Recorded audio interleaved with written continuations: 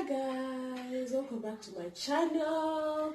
Yes, today it's a bit different. Yes, it's on an exciting topic which I had to have one of my friends here to help us talk about. So yes, she's fitting the right criteria. She's single. Yes, and she's called Rita. I'll let her tell us more about herself so that we can get into the topic. So hi guys, my name is Rita. I have a YouTube channel as well, Millennials and Mental Health. I speak on mental health, especially in regard to millennials because I'm of a millennial. I'm also a student and I'm also single. Yes. Yes. So today she's supposed to tell us about the advantages and the disadvantages of being single, because we both know as much as those who are single are enjoying it, they also have the downside of being single, the same way those who have or are in commitment have those good sides and the downsides. So that's why she's here to tell us about some of the advantages and disadvantages. That is the advantages. So I want to base my whole discussion off of the fact of my identity. So I'm saved, and I think one of the biggest things about being saved is mostly understanding the season you're in. And I feel like the season I'm in right now is a season, I think, of sowing. So I'm not saying that in that season you have to be single for you to be able to focus solely on your goals and the things you want to do in life. But for me, how I feel right now is this is the season that I'm supposed to be alone. I think I need a lot of the things I'm trying to do require so much attention of me. I might not be able to give enough of myself to a commitment. So one of the advantages of being single, I will say, the biggest one is self-love. Before I got saved, or before I even accepted to be single, because there's sometimes you're like, I don't want to be single. You might even end up settling for anything. So before that, I remember I would not necessarily agree, but I would settle for partners who weren't giving me what I felt like I deserved. I would settle just because I want a date I don't want to be alone on the weekend. I had too much time on my hands and I didn't know what to do with it exactly. But the fact, when I sat down and I'm like, okay, I think this is actually what is supposed to be happening right now. I got so much love for myself. I learned how to love I think it was a journey. Have you ever been on a journey? It's you're learning yourself. Yeah. And it's you're learning yourself. There's so many things I didn't know about myself when I used to engage in when I used to try just to date. I'd get on dating sites. I'm just I need to get a boyfriend. I need to date. On Valentine's, I need to have a boo. After me, I don't want to be left behind. But until I learned that, okay, this is happening. This is it. This is the life right now. This is the season you're in. I started taking myself out on dates. I started learning myself. What do I like? Do I really like to have long nails? Do I really love makeup? Do I really love what do I want? What do I want? What do I really want? What's for Rita? Yeah, who is Rita exactly? It's important. I think that is so important because it helps you know who you are. And even when somebody else will come into the picture, you'll just be like, okay, those values not for me. Not for me. Different was up group, not for me. The other one is personal development, which I feel goes hand in hand with that, in the sense of I think I talk about ISEC so much because I think of how much it has. So ISEC is basically the biggest youth-run organization. It is found in all universities. ISEC is a youth development program, and what we mainly offer is exchange programs. You can go to other countries maybe for exchange. You can go for exchange maybe to volunteer, or for internship or attachment. But aside from that, ISEC in itself grows you in a sense that it's a organization and it's run by students, meaning there are different departments in the organization and it's us students who are running them. Yeah, so in terms of personal development, I first heard about ISEC when I was in first year, and back then I was not on this journey of self-love and self-awareness, and I was like, why would I join this organization? It's so much work. And then later on, when now I got in tune with what I felt God was doing, I sort of just woke up and I took the opportunity, and I think the person I am right now, if you'd place me like with that other person in first year and this person that I am, we can't even relate. It's two different subgroups. Again, we can't even relate. Again, understanding yourself in general, like I've said, if somebody was to come right now, I know I'm not done with developing myself, and the journey never ends. Honestly, it never ends. Every day you learn something new about yourself, something bad, something toxic, something good. It's a never-ending journey. So just understanding yourself, understanding like your mood, understanding what makes you tick, what doesn't, what you like, what you don't, and I think it's such a beautiful journey. I think I would say desperate on just as long as you give me attention, it's okay. But right now I feel like it's not only about the attention. It's not only about your looks, about how you're built. Your values have to align with mine, and I'm not saying I'm perfect, but there are certain things like you need to know what the me that I am right now just can't allow me to settle for such things. Yeah, exactly. So you guys, it's very important, because if you're going into a relationship just for those small things, it won't be as satisfying or satisfactory as if you are going into that relationship knowing exactly who you are, what you want, and who you want to be with in that circle, at that specific time that you're in. It makes a lot of sense. So many people out there, like, there are more disadvantages than advantages, but you can tell us. Okay, I think some of the disadvantages, we should not even decide, challenges. I think the challenges of maintaining the singleness. Yes. There are so many challenges, especially when you don't have like the self-discipline. And I mean, I don't know, self-discipline is not easy. For anything, not just about being single, even to just like you're trying to get into a certain routine. That in itself is hard. It is hard. Now imagine that unaileta kwa mwili. The desires of the body. Yes. The flesh always wants what it wants. It is not easy. I'll be honest with you, it's not easy. Especially because obviously I had a life before I got single. I dated before I got saved. So nimeonja some of that kamaisha. The first months when I got saved, it was so hard because I used to miss drinking, I used to miss going out. I was like, guy, manze, people are just outside and I'm just here.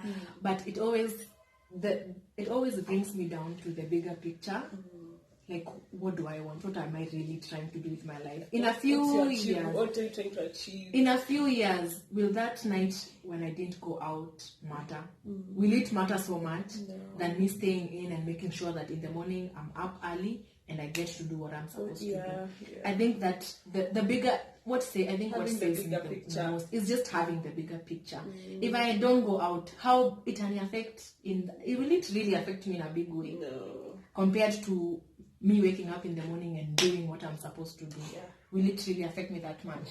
So, of course, being single is hard, especially right now. I'm sure our generation is the generation for quick results, quick relationships. You don't even get to know this person. And to some point, yes, it can be fun because like there's no maybe commitment. You don't have to carry anyone's baggage to anywhere. You just pack and go. Wow. Yeah, so obviously it's hard, especially being a young person. Some days I'm like, is this life really worth it? Najikazia. By the way, I think the other day I was talking to Beth and I was telling her, I feel like sometimes I get so in tune with being serious, I forget to have fun. Not fun means different things for different people. Yeah. Fun for somebody else is smoking weed, but I used to have weed. Woo! It used to make me feel so calm. I don't know, I used to enjoy it so much. But then afterwards, I think one of the things I sat down and I was like, I used to feel like I was wasting so much time doing it. because I'd take, you smoke and then it's 1 hour to the highness and then the munchies. Then it's like 2 hours, and now you come back to reality. You're like, guy, it has been 2 hours. Where has that time gone? It's 2 hours of it's your 2 life. hours of my life. What could I have done with those 2 hours? It's not always all the time that you feel like being productive, but kuna zile times tu unakuanga tu like, by the way, you know, there are some moments you get to wake up calls. There's certain moments in life you get to wake up calls. Actually, certain times in a day you're like, by the way, it need to be serious. By the way, wake up. Yeah. And it's important, you guys, talk to yourselves. Yeah. Look at yourself in the mirror. Is Just there talk something yourself. you need to be doing about yourself? Is there something you need to change about yourself? Don't just sit there and not progress, because not progressing is also it's not good. Yeah, also just the feeling of loneliness. I will not lie. Oh, there are some days you get so lonely. You're like, guy. Especially me, I never got used to Valentine's Day until maybe last year. Last year, I just stayed home. I cooked myself a really nice meal. I took myself out. I did my hair. I just made myself feel like a little pampered. But I always feel like, I wish. Obviously, I'm loneliness is like, serious. I wish you I don't had succumb someone. to loneliness. You guys. don't. If you're alone, try to love being on your own. Enjoy your own company first before you company. can entertain other people. Yeah. Because before you can start entertaining other people, you might end up hurting those other people.